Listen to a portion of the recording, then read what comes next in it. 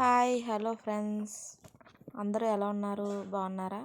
రోజు quick and ఈజీగా అయిపోయే నాటుకోడి కర్రీ అండ్ వెజ్ పులావ్ రెండు రెసిపీస్ కూడా నేను కుక్కర్లోనే రెడీ చేసుకున్నాను.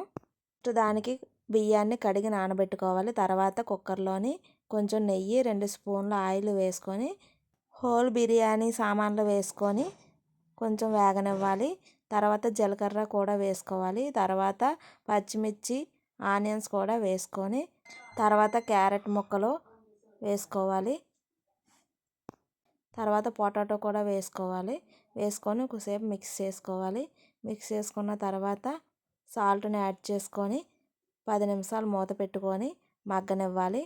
తర్వాత మూత తీసుకొని ఉడికాయో లేదో చెక్ చేసుకున్న తర్వాత టమాటా కూడా యాడ్ చేసుకొని బాగా మిక్స్ చేసుకోవాలి. మిక్స్ చేసుకున్న తర్వాత కరివేపాకు కూడా యాడ్ చేసుకొని ఒకసారి కలుపుకోవాలి. కలుపుకున్న తర్వాత ఆచి చికెన్ మసాలా యాడ్ చేసుకొని తర్వాత బిర్యానీ మసాలా కూడా యాడ్ చేసుకొని బాగా మిక్స్ చేసుకోవాలి. నేను ఆచి చికెన్ మసాలా, బిర్యానీ మసాలా కూడా ఆచి పౌడర్ వాడుతున్నాను. ఇవన్నీ బాగా మిక్స్ చేసుకొని కొంచెం వాటర్ వేసుకొని 10 నిమిషాలు మూత పెట్టుకొని ఎసరు మరగనివ్వాలి. ఎసరు మరగనిచ్చిన తర్వాత సాల్ట్ సరిపోయిందో లేదో చెక్ చేసుకొని తర్వాత మనం నానబెట్టుకున్న రైస్ను కూడా అందులో యాడ్ చేసుకొని ఒకసారి మళ్ళీ మిక్స్ చేసుకోవాలి. మిక్స్ చేసుకున్న తర్వాత కుక్కర్ మూత వేసుకొని 3-4 విజిల్స్ వచ్చే వరకు విజిల్స్ వేయించుకోవాలి. తర్వాత కుక్కర్ మూత తీసుకొని చూసుకుంటే టేస్టీ వెజిటేబుల్ పులావ్ రెడీ. కుక్కర్లోని నాటుకోడి కర్రీ చేస్తున్నాను. దానికోసం మసాలా కోసం జీలకర్ర, ధనియాలు, వెల్లుల్లి, అల్లం, నానబెట్టుకున్న ఎండుమిర్చి వేసుకొని బాగా మెత్తగా పేస్ట్ వేసుకొని పక్కన పెట్టుకోవాలి. తర్వాత టమాటా, పచ్చిమిర్చి, ఉల్లిపాయలు కూడా కట్ చేసుకోవాలి. ఉల్లిపాయలని బాగా పేస్ట్లా చేసుకొని పక్కన పెట్టుకోవాలి. తర్వాత టమాటా కూడా పేస్ట్ చేసుకొని పక్కన పెట్టుకోవాలి. కుక్కర్లో ఆయిల్ వేసి పచ్చిమిర్చి, ఆనియన్ పేస్ట్ వేసి బాగా మిక్స్ చేసి తర్వాత కొంచెం సాల్ట్ వేసి బాగా మిక్స్ చేసుకోవాలి. తర్వాత మనం ముందుగా మిక్స్ చేసుకున్న మసాలా పేస్ట్ను కూడా వేసుకొని బాగా మిక్స్ చేసుకోవాలి. మిక్స్ చేసుకున్న తర్వాత కొంచెం ఫ్లేమ్లో కుక్ అవనివ్వాలి.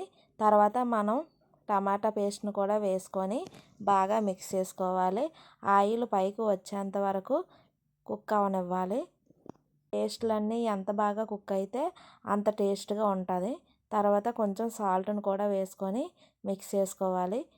అది కూడా మిక్స్ అయిన తర్వాత రుచికి తగినంత కారం కూడా వేసుకొని బాగా ఆయిల్లో కుక్ చేయాలి.